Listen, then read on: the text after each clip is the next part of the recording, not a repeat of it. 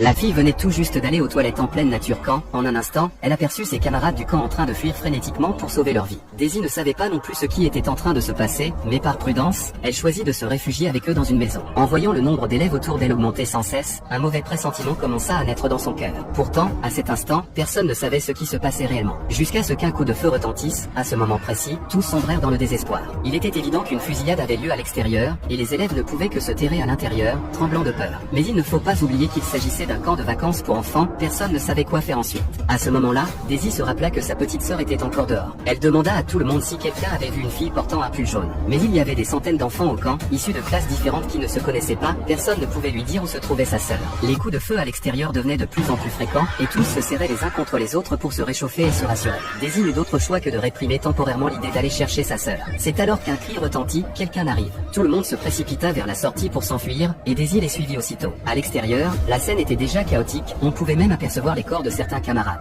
Alors qu'elle fuyait, Daisy remarqua qu'une fille était tombée au sol, blessée. Elle se hâta de la relever et l'entraîna avec elle vers la forêt. Heureusement, après seulement quelques pas, Daisy découvrit d'autres élèves cachés dans un endroit discret. Elle guida la jeune fille jusqu'à eux et rampa pour les rejoindre, ce qui lui permit enfin de reprendre un peu son souffle. Mais les coups de feu ne cessaient pas, et provenaient de toutes les directions, il était évident qu'il y avait plus d'un assaillant. Certains supposèrent même qu'il pouvait s'agir d'un exercice, mais les hurlements de douleur des élèves réduisirent aussitôt cette hypothèse à néant. C'est alors que certains pensèrent à appeler la police. Mais au téléphone, on leur répondit que le camp se trouvait en zone périphérique et que les agents mettraient au moins une heure à arriver, ce qui plongea tout le monde dans le désespoir. De son côté, Daisy s'inquiétait toujours pour sa sœur, elle prit son téléphone et l'appela, mais la sonnerie resta sans réponse. À ce moment-là, un garçon surgit en courant, la tête couverte de sang qui n'était pas le sien. Il leur dit que ceux qui tenaient des armes étaient des agents. Daisy, stupéfaite, ne comprenait pas comment des agents pouvaient-ils tirer dans un camp. Mais personne ne parvenait à élucider cette question. L'essentiel, pour l'instant, était de quitter cette forêt encerclée par les tirs. Tous estimaient qu'y rester ne pourrait durer longtemps, ils choisirent un moment propice et décidèrent de changer de cachette. Mais Daisy prit la direction opposée, courant à nouveau vers le camp, en plein danger. Elle supposait que sa sœur devait encore être cachée dans une tente. Pourtant, en arrivant, il n'y avait déjà plus personne dehors.